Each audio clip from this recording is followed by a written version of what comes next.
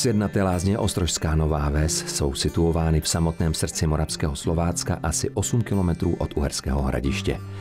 V lázních se specializují zejména na léčbu pohybového aparátu a kožních onemocnění pomocí vlastní minerální vody. Ta se získává z vrtů, které se nacházejí přímo za lázeňskou kolonádou. Ve zdejším klidném a malebném prostředí si můžete vychutnat nejen blahodárné účinky relaxačních procedur, ale také výlety po okolí, ať už z výšky cyklistického sedla nebo po svých.